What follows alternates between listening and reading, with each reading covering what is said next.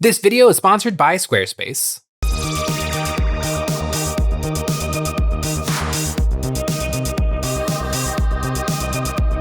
Hey guys, Jay here. Welcome to Models Memories Weekly, episode 142, the answer to life, the universe, and everything.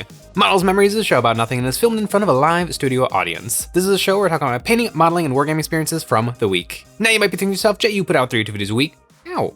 Could I possibly have more to say? Well, I do, and here goes. This week, Games Workshop started their Models of the Year event. Necromunda continues to have some of the best miniatures ever, a potential new miniature for the Thousand Suns, and I actually finished a model. But first, is the only thing standing between you and world domination a website to call your own? Well, then today's sponsor Squarespace has got you covered. Squarespace makes it easy and fun to dive headfirst into website design with simple to use features and professional support from start to finish. Start by looking through one of their dozens of templates on offer to see which one resonates with you, or create your own using their next-gen fluid engine system. Every detail is customizable to fit your website's needs. Dragging and dropping allows you to create the website that you have envisioned. Squarespace also provides a fast solution to creating a storefront online. Whether your products are physical, digital, or service-based, now selling your custom merch is easier than ever with Squarespace. Squarespace offers a free trial for you to dip your feet into and test the waters, and when you're ready to dive in head first, you can follow the link in the description below or type in squarespace.com/EonsOfBattle to get 10% off your first purchase of a website or domain. I really like Games Workshop's Miniature of the Year. They've been doing this for quite a long time, and I don't think we're gonna see any controversy like we saw in 2021, because I think we all know what model won 2021, and that was Crab. Every single person voted for Crab, but Games Workshop didn't want to have a meme win their big competition, and so they made it Be'lakor. And I get it, Be'lakor is pretty cool, but if I know anything about Warhammer players, it's that we love a good meme. And Crab certainly won, but Games Workshop fudged the numbers a little bit and made sure that Be'lakor came out on top. And if we look at all of the winners from past years, because Games Workshop shows them off in the article, there's definitely a theme. And that theme is really big and really expensive, except for in 2018, when it was the Punky Chaos Noise Marine, which is a phenomenal model and is still sold by Games Workshop, and somehow we actually still don't have Noise Marines. Arguably, we never did have Noise Marines, because it's hard to believe that like the old Finecast, it used to be metal or pewter, Noise Marine upgrade bits that you were meant to glue onto normal Chaos Space Marine bodies, they looked okay when you got the bits on there and you painted them like hot pink, but we need proper Noise Marines. Actually, honestly, we need Slaanesh. Hashtag bring back Slaanesh, because currently there's very little Slaanesh anything in Warhammer 40k. They did a really good job bringing it to Age of Sigmar, but currently it seems like Games Workshop just does not want to do anything with Slaanesh in 40k. I know some people are even asking for like a new army for 40k, like Space Skaven or some weird thing. I think we need Slaanesh. Currently, we have 3 Chaos Gods who have their own Chaos Space Marine faction, and nothing for Slaanesh. I have a whole bunch of Demonettes that I got at Adepticon last year. I would love to do something with them, and Slaanesh is an interesting one because it's the god of sex, drugs, and rock and roll, and so I get why it's like hard to make a cohesive army with Slaanesh, because the punk rock noise marine would look a little funny next to a bunch of Demonettes.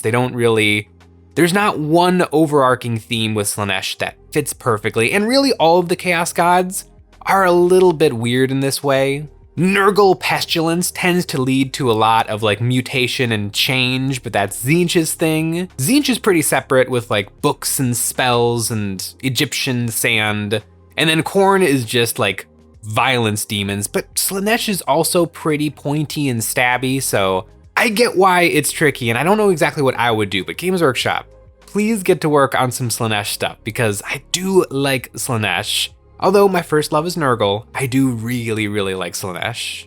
I was thinking back on all of the models that Games Workshop showed off this year, and there's been a lot of absolute bangers. I think Games Workshop teased like, hey everybody, you should pick Angron, because it's the new big Primarch model. I don't really like the new Angron. He's okay, and some of the best painters in the world have painted him, and he looks amazing if he's painted absolutely perfectly. But I don't know, he kind of just looks like a big bowling ball with wings. He doesn't look like a Primarch. He kind of just looks like a normal Bloodthirster with maybe a couple of extra chains hanging off of him. He doesn't really jim him a jams. He doesn't flim him a flams. He doesn't dingle him a pringle. Like, there's just nothing that really, really gets me with him. It's hard to say what model I think is the model of the year, because I mean, I'm thinking of the Leviathan box and how every single model in that box was an absolute banger. The new Terminators are the most 40k thing in the history of 40k, but the problem is that they're kind of just a direct copy of the old Terminators, just with a little bit more detail picked out because of their increased size. So as awesome as the Terminators are, and the fact that they made me buy so many of those things because I just love Terminators so much, is that model of the year. The Von Ryan Leapers are incredible. They're just lovely little Velociraptor lictors. Was the Parasitomortrix this year? That might have been last year. Parasitomortrix is pretty darn good. Man, it's hard to boil it all down into one single miniature, but it's not Angron. It better not be Angron. I don't like Angron. I mean, I love Angron. He's a really, really cool character and has got some great lore and he's awesome in the Horus Heresy, but I just don't really love that model so much. I also can't think of a good meme model that came out this year that should actually win the competition overall. I feel like what was kind of funny is after the crab blew up and Games Workshop noticed that it was getting posted online everywhere, they were like, hey, we got the next Warcry team. It's got a bird in it. You guys like, is the bird cool? No, we don't like bird. We only like crab. I don't know how internet memes start. It's just, you just have to be there. It's wonderful. But this year, I don't know if there was anything super funny that happened with a Games Workshop miniature. I guess the only thing that would be funny if it was the hole under the Rogel Doran tank. Was that even this year? That might have been late last year. But yeah, the hole in the Rogel Doran tank would be a lovely model of the year, or missing model of the year. But speaking of models of the year, a model that I have been working on for what feels like a year, I finally finished my Black Templar Marshal. This model, I mean, it didn't even take that long. It took a long time. It took probably 8 hours to get this guy all painted up, but I worked on him in like 10 to 15 minute chunks. And I was starting to really hate this model because it was sitting on my painting desk for so long. And there's so many other things I would like to be painting, but I kept thinking like, I can't just leave this guy 75% done forever. And so I put on The Office and I just zoned out and I finished painting this guy up and I'm pretty darn happy with him. I still have some residual resentment for just how long this guy has been sitting on my painting desk. And I actually don't know how often I'm going to be taking the Marshal in-game because the Black Templar have access to some phenomenal and inexpensive characters like Grimaldus and Helbrecht and Emperor's Champion. Those guys are like auto-includes in my Black Templar lists, and this guy isn't, but he was in the Comet Patrol, and I do want to play more Comet Patrol, so I definitely needed this guy, and I'm pretty happy with him. I gave a second try on the Power Sword, and I like it better. I need to work on swords more, because I feel like the last few Power Swords I've painted, I felt like 50% on. Like, they're pretty good, they match the other Power Swords in my collection, but they don't look like swords or like lightsabers. I've seen other people where they paint a normal sword and then they add some power effects on top of a sword. It's surprisingly hard to paint power swords because they're just flat. They're just regular swords and you have to sort of invent the interest and the detail on top of them.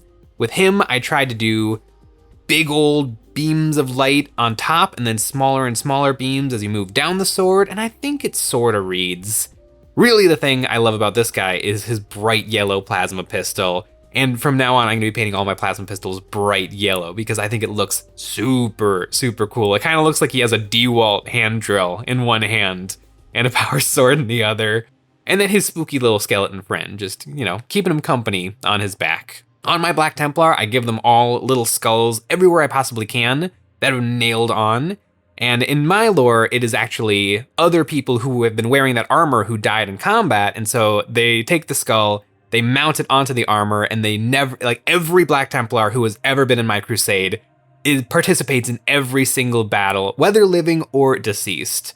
And so I guess whoever is on the back of this Marshal was a previous Marshal who is now present at all battles and is able to give his help. But speaking of giving his help, I need your guys' help to help me identify something that Games Workshop showed off with their advent calendar thingy. They're doing little tiny show-offs of like, ooh, look, a little bit of smoke. What models you think are coming out next year? And I don't usually like them because they're so vague that they could be anything. And with the Necron Codex coming out and the Necron the teleportation Necron Overlord took 2 years from showing off an initial little tiny bit of his digital camo to finally getting the model in our hands. So it almost feels like if they're showing us anything, it doesn't even matter because it's going to be so long until we actually know.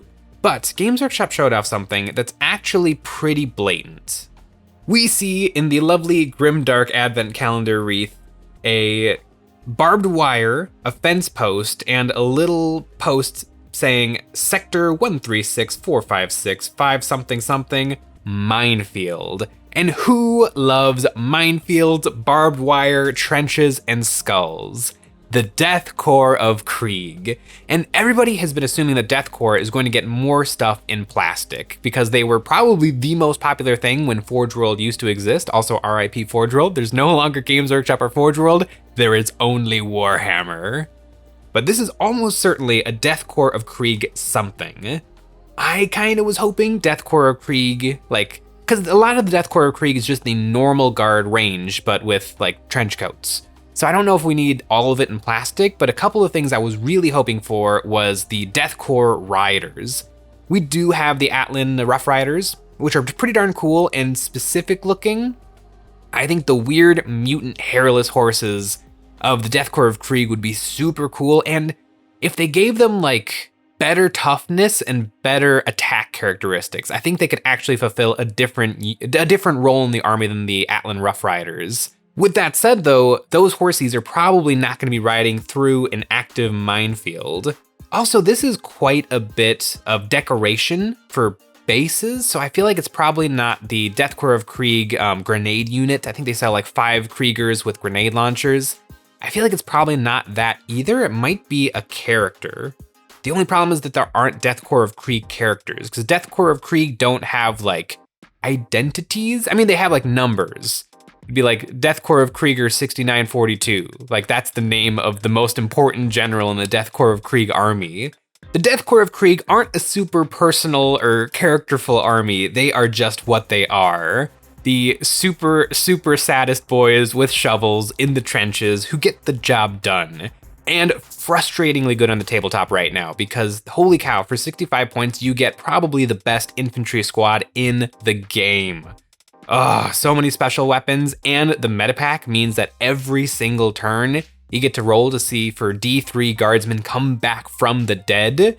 And if one Krieger dies, everybody else gets reroll hits, or have reroll ones at least. And then I think if half the squad dies, they get reroll hits, which is insanely powerful. And what Sean does to me in games is he'll actually shoot with the sergeant's plasma pistol first in the hopes that he overcharges and dies so that everybody else gets boosted to their shooting. And then next turn, he just automatically resurrects anyway. It's super frustrating how good the pathetic little 65 point guard unit is. They're really, really upsettingly good. But speaking of upsettingly good, a couple of weeks ago on Warhammer Horsey Heresy Thursday, they showed off a new model for the Thousand Sons, and I really do like the look of the Thousand Sons. Some phenomenal painters have done amazing armies online, and they got a new fancy fella. And honestly, this fella feels a little bit too fancy for 30k, but I think he would look right in place with the Warhammer 40,000 Thousand Sons, because man, is he decked out, absolutely bedazzled. But he's not super chaosy. I really like the Rubric Marines. I think the Rubric Marines look phenomenal, but some of the sorcerers and exalted sorcerers look a little bit too chaosified. They're a little bit too spiky and pointy, and their armor is turning into tentacles a little bit. There's skull, the weird skull symbols all over their armor has turned into actual golden skulls. I think they're a little bit much. I like how reserved this guy is. This guy seems like somebody who could be a pile of sandy dust inside of a living suit of armor. I really, really dig this guy, and his weird 4-pronged trident. It's a really, really weird weapon, but how good would this guy look on a Disc of Tzeentch? He would look right at home. He's a really, really cool character. Actually, Games Workshop did some really nice object source lighting on his weird eye with the teardrop. I just really, really dig this model. I don't know if I have the stamina to paint a Thousand Suns army because I would want beautiful, crisp, clean rubric marines with like the blue and the gold. And I am currently working on a Death Guard army. I promise I am currently working on the Death Guard army. It might still all be in the box, but it's there and it's getting closer to the painting desk.